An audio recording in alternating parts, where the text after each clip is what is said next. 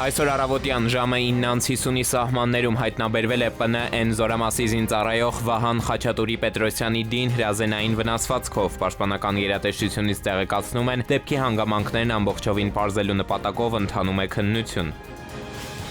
Վարչապետը ընդունել է Հայաստանում Եվրոպական միության քաղաքացիական դիտորդական առաքելության ղեկավար Մարկուս Ռիտերին, ով ավարտում է գործունեությունը մեր երկրում։ Նիկոլ Փաշինյանը բարձր է գնահատել դիտորդական առաքելության գործունեությունը, կարևորել վերջիններիս դերը խաղաղության եւ կայունության ամրապնդման գործում։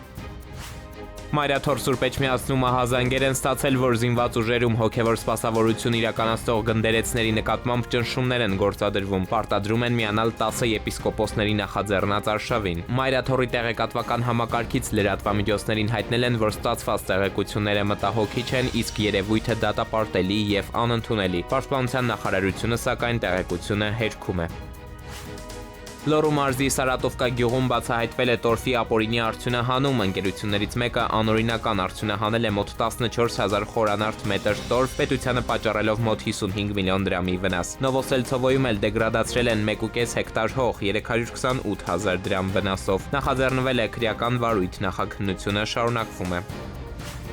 Կառավարությունն առաջարկում է 2027 թվականի հունվարի 1-ից հանրային սննդի օբյեկտներում, առևտրի իրականացման վայրերում, շրջիկ առևտրակետերում, տոնավաճառներում, ցուցահանդես վաճառքներում արգելել պոլիէթիլենային պարկերի ու տոպրակների, պլաստիկից կամ փրփրապլաստիկից պատրաստված մեկանգամյա օգտագործման տարաների եւ սպասքի առկայությունը կամ օտարումը։ Գործադիրը բացառություն սահմանել է միայն կշռափաթեթավորման համար օգտագործվող եւ երկրորդային հումքից արտադրված աղբի պարկերի համար։ Արգելքը խախտելու համար պատասխանատվություն կլինի։ Առաջին անգամ սննդամթերքի անվտանգության տեսչականը կհայտարարի նախազգուշացում, իսկ երկրորդ եւ հաջորդ խախտումների դեպքում կտուգանի 100-ից 150,000 դրամի չափ։ Խորհրդարանական հանձնաժողովը դրական եզրակացություն է տվել օրենսդրական փաթեթին։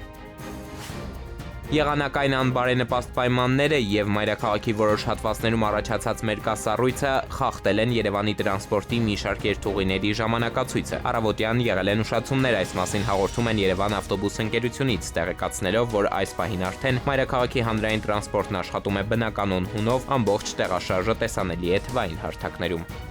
Կրակոցներ Երևանի կենտրոնում ժամը 15-ին ՆԳՆ համայնքային ոստիկանության գլխավոր վարչության կենտրոնական բաժնում տեղեկություններ են ստացել, որ Աբովյան 25 հասցեից 3 քաղաքացի տեղափոխվել են տարբեր բուժհաստատություններ, ինչպես դեպքի վայրից հայտնում է ֆոտոլրագրող Գագիկ Շամչյանը, վիրավորներից 2-ը եղել են անչափահաս, նրանցից մեկը բուժօգնության է դիմել սուր կտրող ծակող առարկայից ստացած հարվածով։ Իրավապահները պարզել են մոտակայքում գտնվող մետրոպոլիտենի գետնանցումում կրակոցի պատճառով կոտրվել է խանութի պատուհանը, հայտնաբերել են նաև արյան հետքեր։ Համայնքային ու քրեական ոստիկանները պարզում են վիրավորների ինքնությունը։ Էդուարդ Պողոսյան, ժամը լրատվական։